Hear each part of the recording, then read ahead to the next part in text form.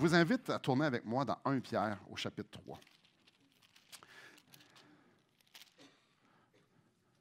C'est spécial. Moi puis Charles-Étienne, on s'est juste parlé avant. On ne s'est pas parlé cette semaine. On ne savait pas ce que lui était pour faire, ce que moi j'étais pour faire, les chants qu'on était pour chanter. Il a su hier que je prêcherais le message que je vais prêcher ce matin. Vous allez voir, ça va super bien ensemble. Dieu fait ça. J'aimerais lire 1 Pierre 3, 18. Christ aussi a souffert une fois pour les péchés, lui juste pour des injustes, afin de nous emmener à Dieu. Il a été mis à mort quant à la chair et rendu vivant quant à l'esprit. Oh, que c'est facile. C'est très facile de voir un texte comme ça. Il y en a beaucoup où on voit que Jésus a souffert pour nous. Puis de voir ça d'une façon folklorique.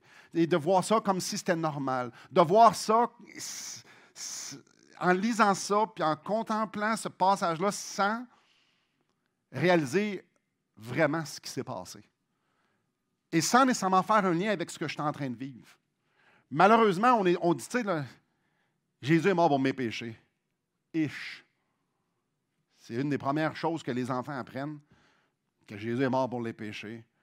Puis si on est au Québec ou dans une place où on a été sous l'influence de la religion catholique, ben Jésus mourir sur une croix, c'est très populaire. Les plus vieux, vous vous en souvenez, il y avait c'était en haut de toutes les cartes de porte il n'y a pas si longtemps. Ça fait partie de nous autres, ça. Alors c'est facile qu'à force de voir quelque chose, on oublie son importance. Et ce matin, c'est le dimanche des rameaux. Jeudi, vendredi, il va se passer quelque chose de vraiment spécial et c'est ça qu'on va regarder ce matin. On va regarder la passion de Christ, la passion de Jésus. Comment ça s'est passé? Et peut-être vous allez faire comme, il me semble que tu vas dans les détails. Ouais. Si vous êtes dérangé, imaginez comment c'était live. Alors, si vous dites, moi, ce n'est pas nécessaire d'avoir autant de détails, bien, ce que je vais dire, c'est de tirer en grande majorité de la Bible. Mais pas juste de la Bible aussi, de certains médecins. Parce qu'il s'est passé plusieurs choses médicales durant ces quelques heures-là. Mais pas juste eux autres aussi. J'ai consulté des spécialistes en torture romaine pour qu'on puisse comprendre ce qui est en train de se passer là. Alors peut-être vous vous dites comme, j'aime pas entendre ça. Pourtant, combien c'est glorieux. Combien c'est glorieux. Alors, je nous invite à replonger dans ces quelques heures les plus sombres de l'histoire de l'humanité. Donc, on est jeudi soir. Jésus a rassemblé ses disciples dans la chambre haute. C'est à cet endroit-là qu'on a eu le premier repas du Seigneur. C'est lui qui a commencé ça. C'est là qu'on rompi le pain. C'est là qu'on bu de cette coupe-là du fruit de la vigne. La première institution, en fait, la première scène, c'est là que c'est arrivé.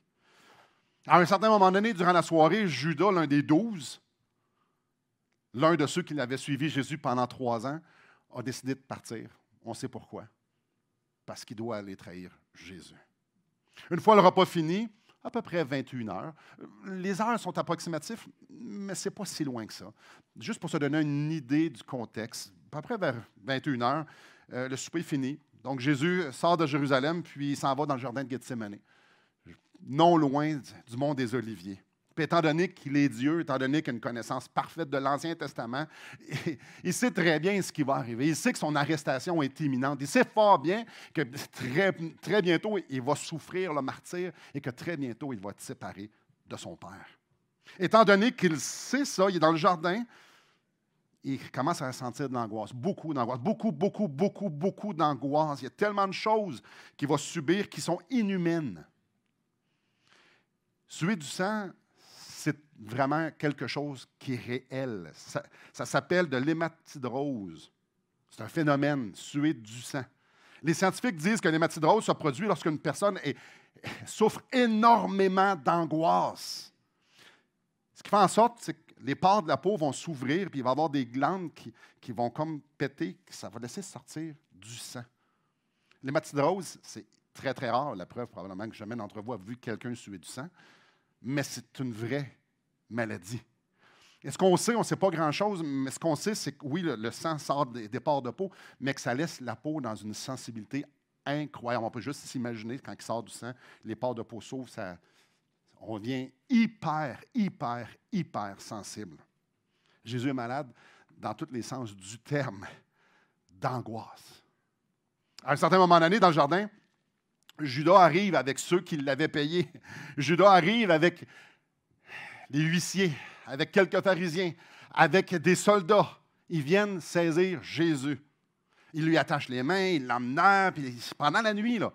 Puis il faut qu'il soit jugé. Au juge, on peut estimer qu'il est à peu près minuit. Dans un premier temps, il l'amène voir Anne. Anne, c'est l'ancien ou l'ex-souverain sacrificateur. C'est une personne très influente. C'est le premier à l'interroger. « T'es qui, toi? Tu viens d'où? Qu'est-ce que tu as fait? » Puis l'accusé, Jésus, ne dit pas grand-chose. En fait, grosso modo, il leur dit, écoute, mon ministère était public. Ce que j'ai dit, ce que j'ai fait, le monde l'a vu. Tu devrais plutôt interroger ceux qui m'ont vu. Ils vont pouvoir te dire qu'est-ce que moi, j'ai réellement fait. Puis les évangiles nous disent qu'un des serviteurs d'Anne fait comme, « Hey, t'es insolent, toi? » Il frappe. Frapper Jésus. Parce qu'il a juste dit, « Vous savez ce que j'ai fait. » Cet interrogatoire-là n'a absolument rien donné. Donc, Anne décide, bon, ben, je vais le faire comparaître devant Caïphe. Caïphe, c'est le souverain sacrificateur. Donc, c'est le numéro un. C'est lui qui dirige le peuple dans la religion. C'est lui. Donc, il y a l'arrestation, il y a le déplacement, l'interrogation. Il y a peut-être quoi, 1 heure du matin, vendredi? Le procès avec Caïphe commence, mais c'est un procès, entre guillemets, légal. Parce que les Juifs étaient sous domination romaine. Les Juifs ne pouvaient pas mettre à mort. Ils devaient avoir un procès qui semble équitable pour que les Romains acceptent le jugement et qu'ils puissent le mettre à mort. Donc, ça se fait selon plus ou moins les règles de l'art, plus ou moins avec des grosses guillemets ici, là. Il y avait absolument besoin de Pilate, qui est un Romain, pour pouvoir exécuter Jésus. Donc, le Sanhédrin, donc toute l'élite juive décide de faire venir des vrais témoins, ceux qui l'ont vu, puis ceux qui l'ont entendu, puis ils confirment. Ils font venir aussi des faux témoins qui disent à peu près du n'importe quoi. Fait que ça ne fonctionne pas, là. Ils ne sont pas capables. Ça dure quoi, ça? 1 heure, 2 heures? On ne le sait pas. On ne le sait pas. Finalement, c'est la réponse à une question de Jésus qui a tout fait basculer. Pressé par Caïphe de répondre, si oui ou non il est le Messie, il dit oui. Jésus confirme qu'il est le Fils de Dieu. Ça, c'est un blasphème, ça. Il ne peut pas dire que lui, il est le Fils de Dieu. Ça veut l'égal à Dieu. C'est impossible, c'est un blasphème. Pour lui, les dés sont gelés. C'est sûr qu'il va être coupable d'avoir blasphémé et qu'il va mourir. C'est fait. La sentence tombe. Le souverain sacrificateur déchire ses vêtements. Le procès est terminé. Parfait, super, numéro 1. Il est à peu près 3 heures du matin. Jésus va se faire crucifier. Le lendemain, durant la journée, mais il est 3 heures du matin. On fait quoi avec Jésus? Il est 3 heures du matin. Écoute, on a quelques heures à tuer avant de pouvoir le présenter à Pilate. Fait qu'ils ont dit, Jésus était livré aux hommes qui étaient là.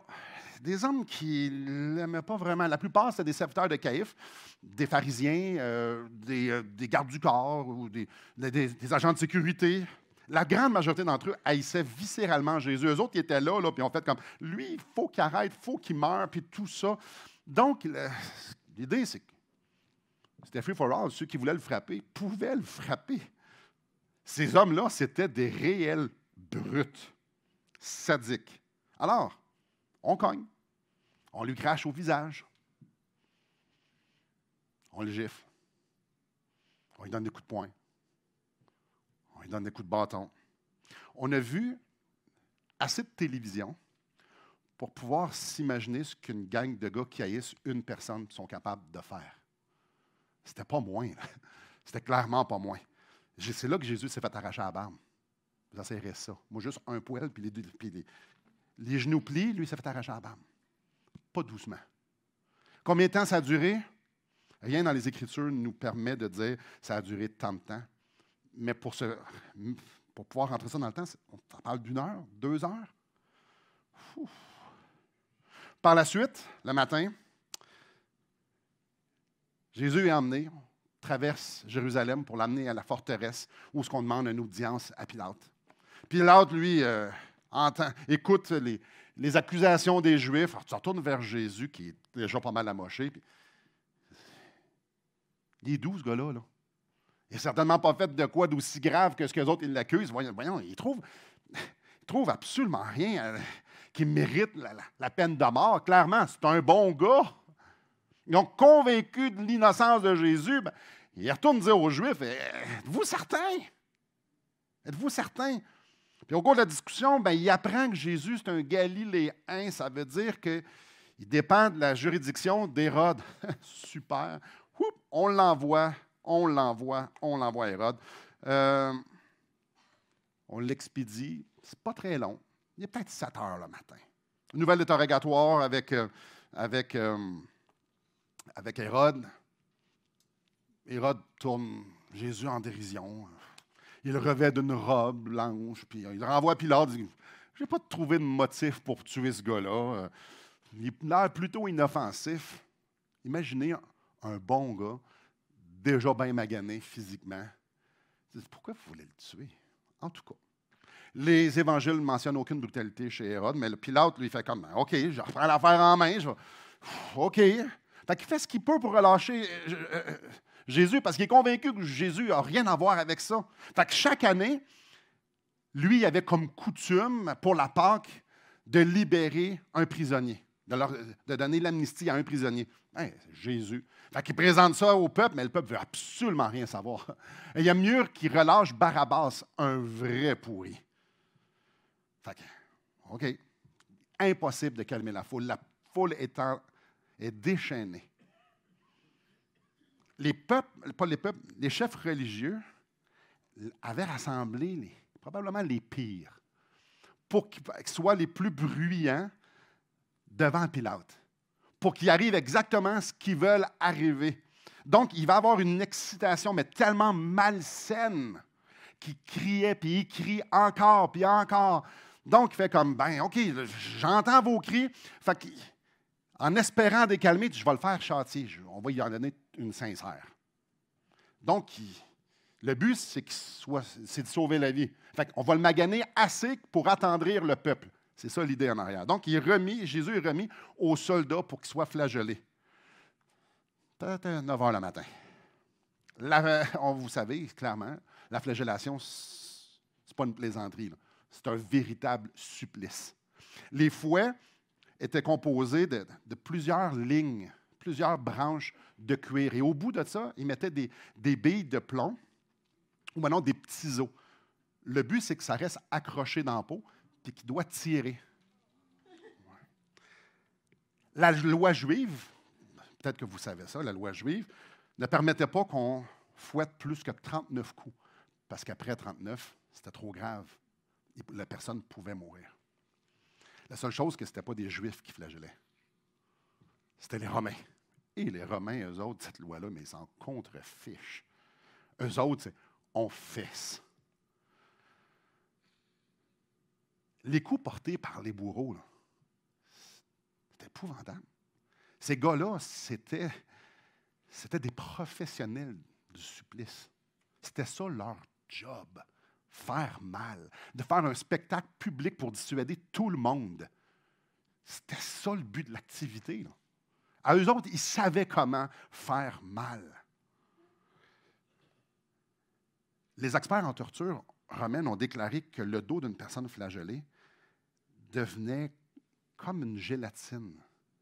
Il n'avait plus de peau, les os apparaissaient, les veines sont là, tout est défait. On n'oublie pas que lui, il avait sué du sang pas longtemps avant. Fait qu'il avait la peau hyper sensible. Et non plus qu'il a été traumatisé par les premières violences qu'il y a eues. Puis après ça, il y en a eu d'autres et d'autres et d'autres. C'est un homme, ça fait longtemps qu'il n'a pas dormi. Ça, c'est le matin. Ça fait longtemps qu'il n'a pas dormi. Il a été trimballé un peu partout dans la ville de Jérusalem. Disons que quand ils l'ont enlevé du poteau, de la colonne de flagellation, il ne devait pas être très beau à voir. Et pourtant, c'était pas assez. Ce qu'on sait, c'est qu'ils l'ont emmené ailleurs, puis que la cohorte romaine a décidé de s'en donner à cœur joie. Eux, ils ne savent pas c'est qui. C'est un mauvais qu'on faut juste punir puis donner une leçon. Pas de problème, boss, on va le faire. La brutalité amène la brutalité. Donc, après avoir été flagellé, après l'avoir battu, ils lui mettent une couronne d'épines. Puis c'est spécial parce que ça nous dit qu'il a été frappé un coup de bâton sur la tête, après la couronne d'épines. Ouais. Finalement, après l'avoir fait couvrir d'un manteau de pourpre, il le montre à la foule, puis il dit, voici votre roi. Il est tellement dévisagé, il est tellement défait, lui, il est convaincu que les Juifs vont faire comme, OK, non, je pense qu'il a compris. Là. Non. Quand il leur dit, voici votre roi,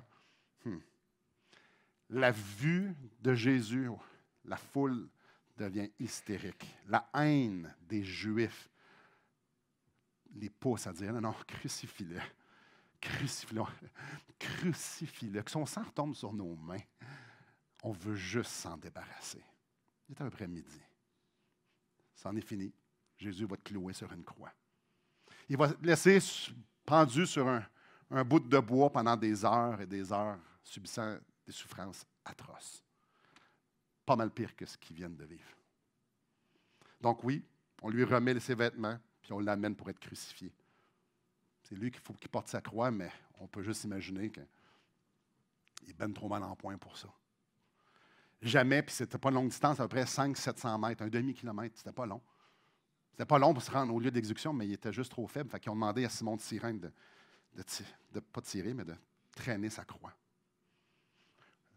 Une fois arrivé au lieu de l'exécution, on déshabille Jésus. Avez-vous déjà eu un pansement? Puis que vous êtes pas protégé, mais vous avez mis sur du sang, puis que ça a séché? Quand je dis on déshabille Jésus sur la croix, non, on y arrache les vêtements. Parce que c'est impossible d'y enlever ça doucement. Là. Vous comprenez, vous faites l'image, j'en suis convaincu. Ensuite, il faut le clouer. Ouais. Les bourreaux ne sont pas plus gentils. Là. Ce qu'ils faisaient, c'est qu'ils mettaient la croix par terre, ils couchaient le condamné sur la croix. On se souvient de son dos. On le couche. Normalement, ça se faisait à 3. Un qui met du poids ici, un sur la main, puis le troisième qui met un clou ici. Pourquoi là? Souvent, on pense que c'est la main là, mais ici, ça l'arracherait. Ici, ça ne peut pas arracher. Mais ici, il y a comme un nerf quand même pas mal important qui fait royalement mal. Il s'appelle le nerf médian. Alors, combien de coups? Je ne sais pas. Même manœuvre de l'autre côté. Il reste les genoux, il reste les pieds. Même principe. Mais là, il frappe pour passer le premier pied, il frappe pour le deuxième pied. On solidifie ça sur la croix. Ouais. Rapidement, on fait les deux autres gars de chaque côté. Il ne reste plus juste à attendre. Ouais. À un moment donné, les ténèbres s'installent. Puis ça va être long. Pourquoi je dis ça va être long? Parce qu'il n'y a pas beaucoup d'hémorragie, il n'y a pas des grosses veines qui sont là. Fait que ça ne saigne pas à profusion. Tu meurs d'une mort très lente. Peut-être que vous ne connaissez pas ça, mais comment on meurt sur une croix? Je vous l'expose. Vous essayerez ça à la maison. Là. Les deux bras écartillés comme ça, là, on a le sauve-cours. Après une couple d'heures que tu es fatigué, ben, tu te laisses tomber comme ça parce que tu n'es plus capable de te retenir, mais tu n'es plus capable de respirer non plus. Fait que pour pouvoir prendre une respiration, il faut que tu te lèves sur tes jambes. Vous savez ce qu'il y a dans les pieds. Et à un moment donné, ben, tu n'es plus capable, puis tu te relaisses. Fait entre des épisodes d'asphyxie, ben, tu as un mal extrême aux pieds. Et une des premières choses que nos corps font lorsqu'on est immobilisé, puis qu'on a les bras dans les airs, puis qu'on a de la misère à respirer, ben, on vient tout cramper. Parce qu'évidemment, on n'est pas capable de bouger. Wow. Ouais. L'acide lactique fait en sorte que nos muscles sont toujours contractés. Qui fait en sorte qu'on va transpirer beaucoup parce qu'on a mal, parce que c'est un effort physique incroyable. C'est pour ça qu'à un moment donné, il a dit « j'ai soif ». Ça devait faire comme 18 heures qu'il n'avait pas bu. On est rendu en fin d'après-midi. Ouais. L'agonie se poursuit, les douleurs se poursuivent, les crampes se poursuivent, l'essoufflement se poursuit. Son dos qui frotte sur la croix, sa soif les insectes probablement qui devaient tourner autour de lui, sa nudité, les passants qui le regardent comme un spectacle, comme si c'était un malfaiteur qui méritait tout ça. Les injures qui se faisaient dire par les gens autour de lui, par les gens en dessous de lui. Les heures passent, puis chaque minute, chaque respire, ce n'est que douleur, douleur, douleur. Le sabbat approche. Le sabbat approche, puis on ne veut pas se souiller avant le sabbat, parce que si on touche à un mort pendant le sabbat, on ne pourra pas l'adorer. Fait que non, non, non. Il faut que le condamné soit mort puis enterré avant qu'on ait célébré le sabbat. Et la mort sur la croix, comme je dis, ça pouvait durer des heures, des jours, des jours. Mais il existait une astuce pour accélérer le processus. Tu prenais une barre de fer, puis tu y casses le tibia puis le péroné. Alors, facile à comprendre, on n'est plus capable de se relever. Alors, on meurt asphyxié. Ça va vraiment plus vite, les jambes. Alors, c'est ça qui est arrivé. Les soldats romains ont allé briser les jambes des deux brigands sur chaque côté. Quand il est arrivé à Jésus, il était déjà mort. Donc, juste pour s'assurer, ils ont pris une lance, puis ils l'ont percé. Puis c'est du sang puis de l'eau qui est sorti. Comme je dis, à peu près 15 heures, vendredi. Le spectacle est fini, tout le monde est mort. Alors, les gens doivent retourner à la maison pour se préparer au sabbat. Ils doivent aller rentrer à la maison pour se préparer à honorer le Dieu qu'ils viennent de crucifier. Venez avec moi dans Ésaïe 53. Ça, c'était l'introduction.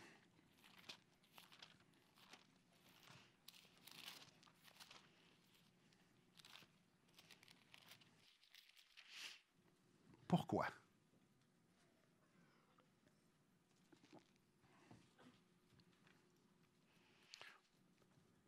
Jésus, de toute éternité, a été uni avec son Père.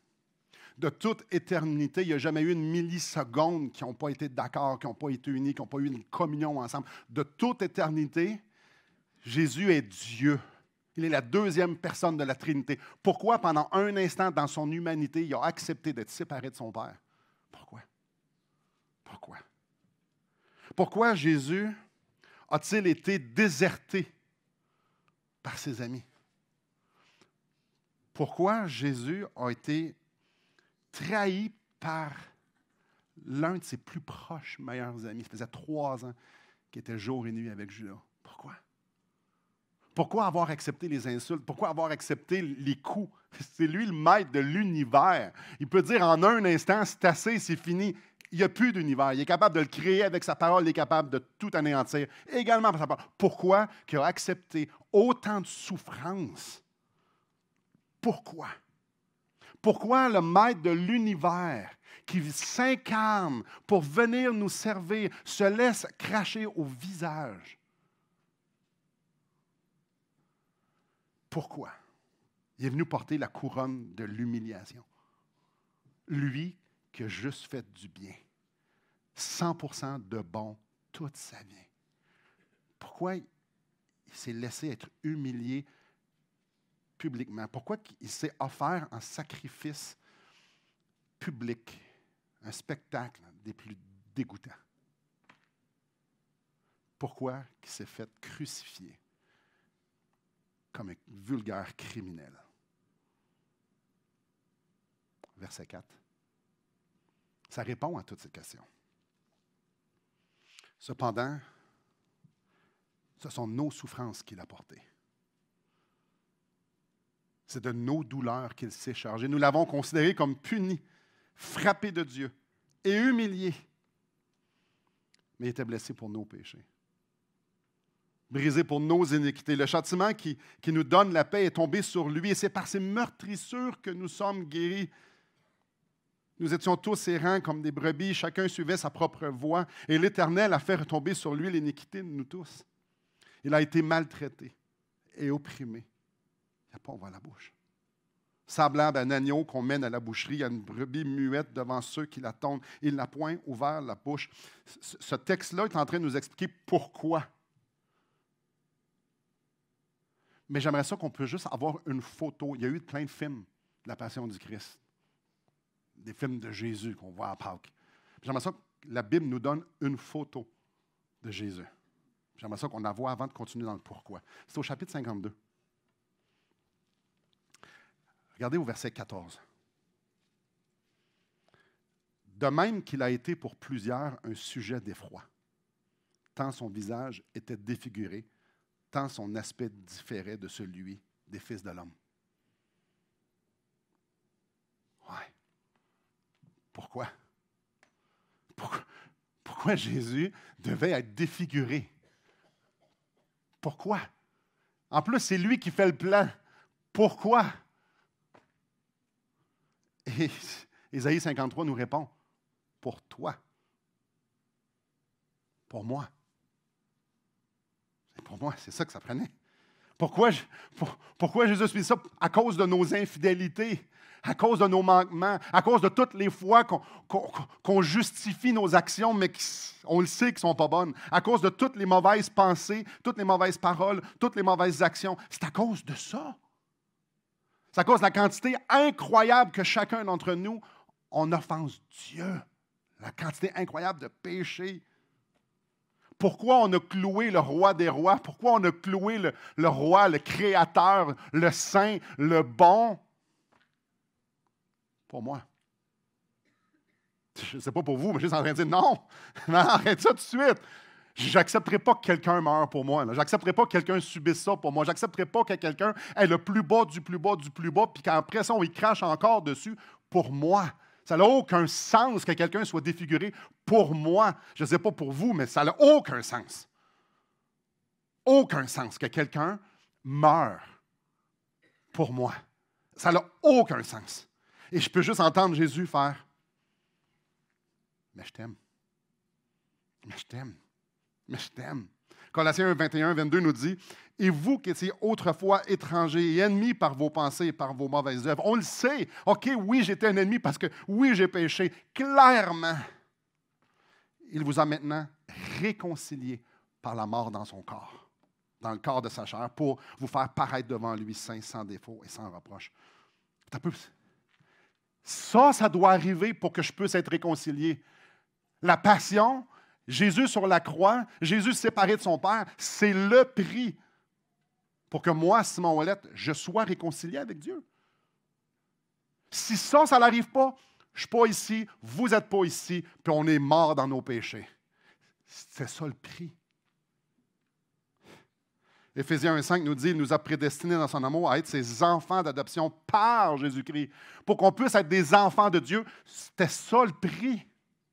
Pour qu'on puisse être aimé de Dieu, c'était ça le prix. Pour qu'on puisse être béni, c'était ça le prix. Pour l'éternité, c'était ça le prix. C'est ça le prix pour les réponses à nos prières. Pour chaque chose, c'était ça le prix.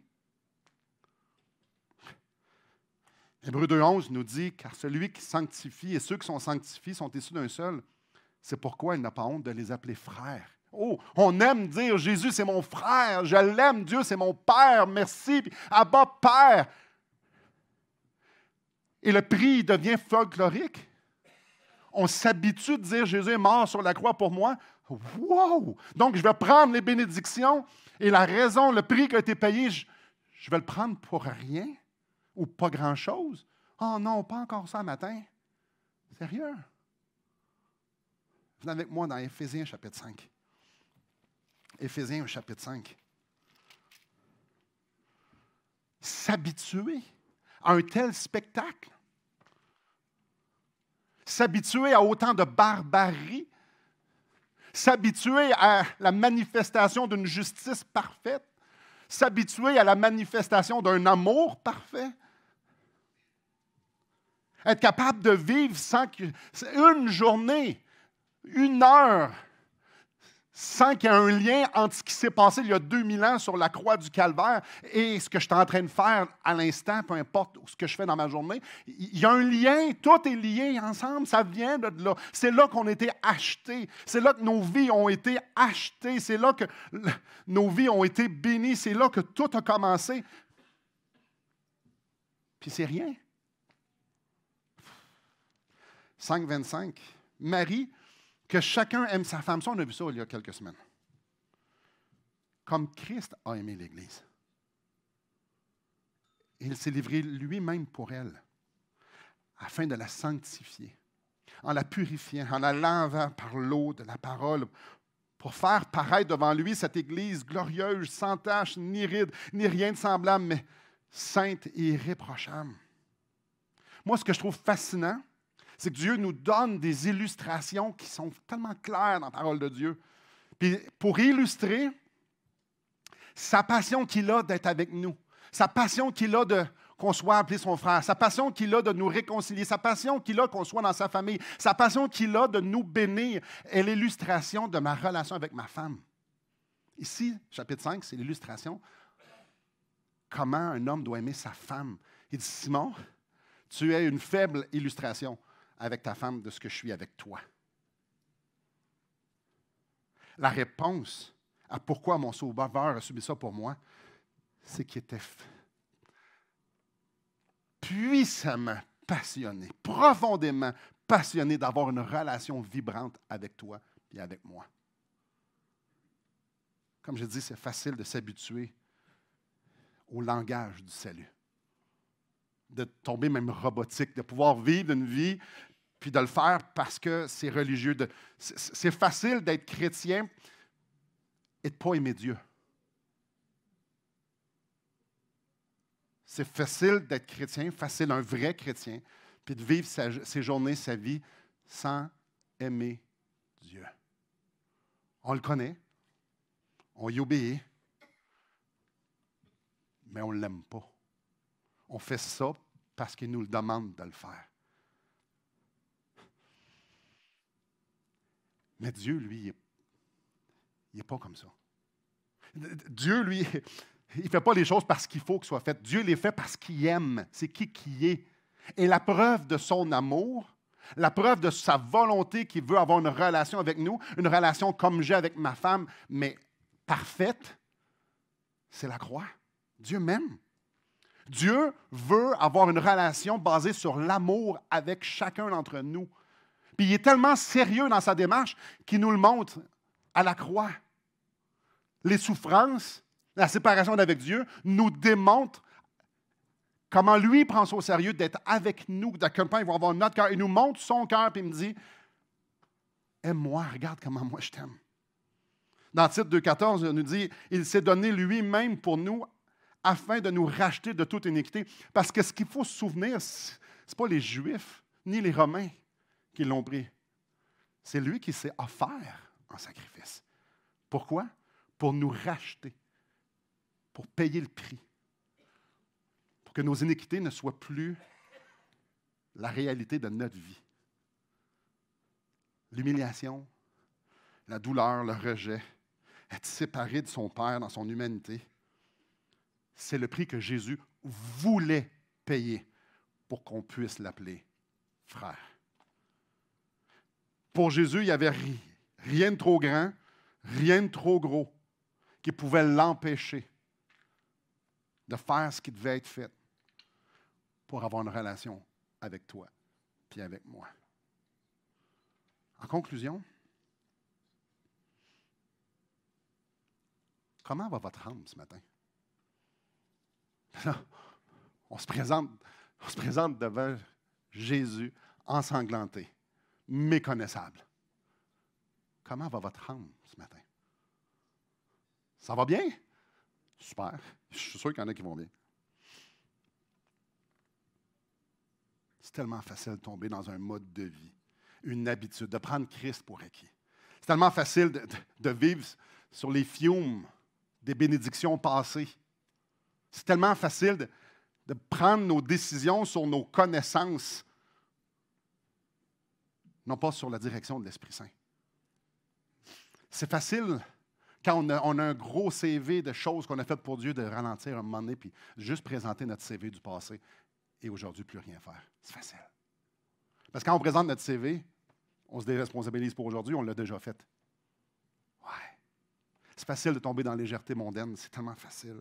C'est facile de vouloir prendre du temps pour moi parce qu'il faut que je pense à moi, parce que je suis la personne la plus importante de ma vie, c'est moi. Donc, il faut que je fasse attention, il faut que je prenne du temps, il faut que je pense à moi, il faut que je prenne du temps pour moi, il faut que je me fasse du bien, il faut que je sois... Hey, un instant, là. On va dire la vérité. C'est-tu de la cochonnerie, ça, rien qu'un peu? Attends un peu, là. Quand on voudra prendre du temps pour nous, là, on s'assoira et on regardera Jésus sur la croix faire comme stop. Là, c'est à moi, je pense. C'est drôle, prendre du temps, c'est moins le fun, non? Hein? Ah, frères et sœurs, on se compte tellement de mensonges quand la croix n'est plus devant nous. Puis, je ne suis pas en train de dire que c'est pas bon de prendre des vacances. C'est pas ça que je suis en train de dire. Je suis en train de dire qu'on est bon de se faire compter des mensonges pour que la vie soit à propos de moi. Christ à la croix me dit, Simon, moi je t'aime. Moi, je veux passer tout mon temps avec toi. Regarde, je te l'ai montré.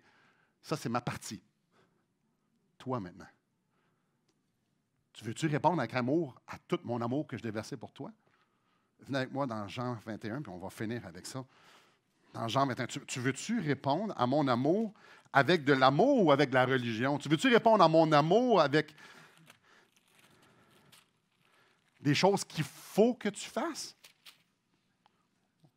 Moi, je veux juste être en relation avec toi, Simon. Je te l'ai montré. Jean 21, verset 15.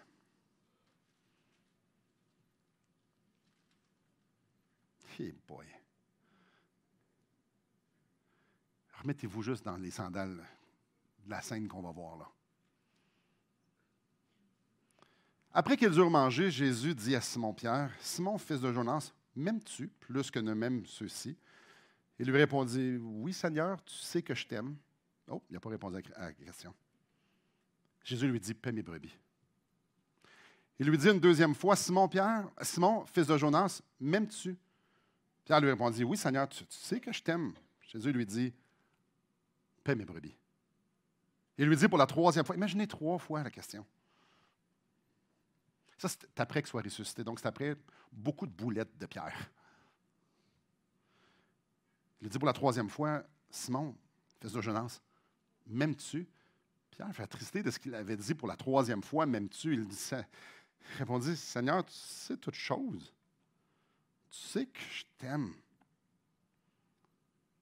Jésus lui dit, « Paie mes brebis. » Enlevez le nom Simon, puis mettez le vôtre. M'aimes-tu? Pourquoi tu me poses la question, Seigneur? Je ne sais pas pour vous, là, mais...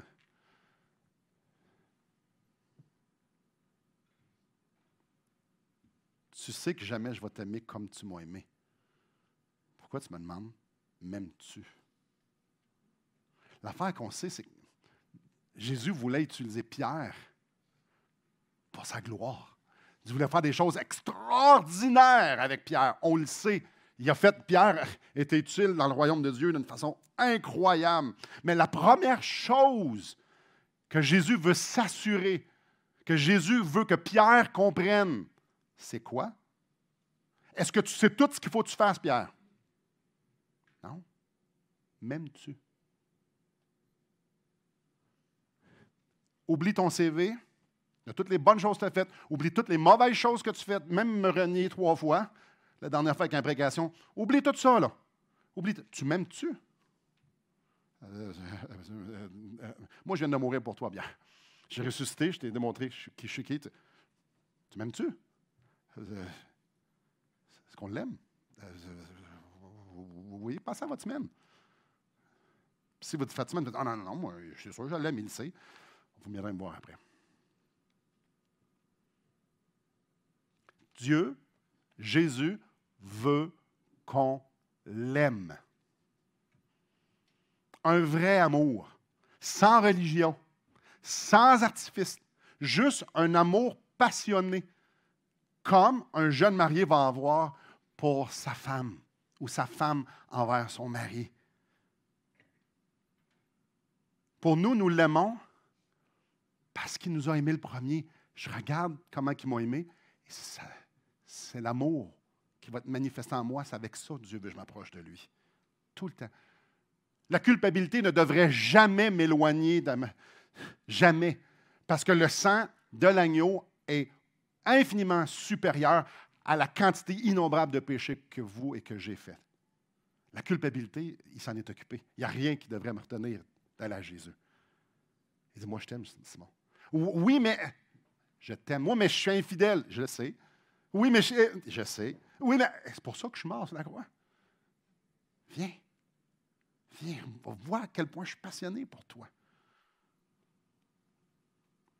Aujourd'hui, peu importe comment vous avez répondu à comment va votre âme, c'est une bonne journée de dire, mais je t'aime, Seigneur. Je t'aime. Ah, je suis imparfait. Je m'avance avec toi tout croche. Je reconnais que ce que tu as fait, c'est tellement extraordinaire. Je veux célébrer ton sacrifice en me présentant devant toi comme un homme pardonné. Bien, quand je me présente devant Dieu comme quelqu'un de pardonné, ça veut dire que je m'approprie ce que Christ a fait et je le célèbre. Et peut-être certains d'entre vous, vous dites, oh, un matin, ça c'est intense. Je ne connais pas ça. Peut-être que certains d'entre vous n'avaient pas rencontré Jésus sur la croix et avec le tombeau vide qu'on va voir dimanche prochain. Peut-être certains d'entre vous n'avaient pas fait ce pas de foi-là, de faire confiance que ce que Jésus avait fait à la croix était totalement suffisant pour nous pardonner et nous justifier et nous rendre propices devant Dieu. Hey, Simon, c'est des gros mots, ça. Bref, parfait devant Dieu. Est-ce que vous croyez que le sang de l'agneau est suffisant pour vous rendre parfait devant Dieu et qu'il n'y a aucun péché qui peut faire en sorte que vous allez devenir condamnable? Peut-être que vous avez besoin de faire ce pas de foi-là. Mais vous allez dire, oui, mais Simon, ça veut dire que je peux faire absolument n'importe quoi après. Tu as bien compris. Oui. Oui, le salut, c'est ça. Tous tes péchés sont pardonnés. Mais l'affaire, il faut comprendre, c'est qui t'a sauvé. Qui veut te sauver? La personne qui t'a sauvé, c'est un roi. Un roi aimant. Mais c'est un roi. Et il est digne que je vive pour lui. Il est digne que je veuille l'honorer. Il est digne qu'il soit justement le roi. Alors, mes chers amis, si vous n'avez pas fait ce pas de foi-là, qu'un roi comme Jésus meurt pour vous, puis que c'est suffisant pour vous réconcilier avec lui, je vous encourage aujourd'hui, réglez ça. Aujourd'hui, c'est le temps. Peut-être dire, oui, mais ça fait 40 ans que je viens à l'Église. On s'en fout. Es-tu sûr d'où est-ce que tu t'en vas si tu meurs aujourd'hui? Es-tu certain d'être réconcilié avec Dieu? C'est la question la plus importante qu'on ne peut pas se poser dans une vie. Et peut-être que vous dites, oui, avez-vous fini de niaiser? Est-ce que j'ai fini de niaiser? La vie chrétienne, c'est une vie radicale à la gloire de Christ. C'est pour ça qu'on a été sauvés. C'est une vie radicale, poussée, motivée par l'amour qu'on a pour Dieu. Parce que c'est ça qu'il, lui aussi, nous a montré. On va prier.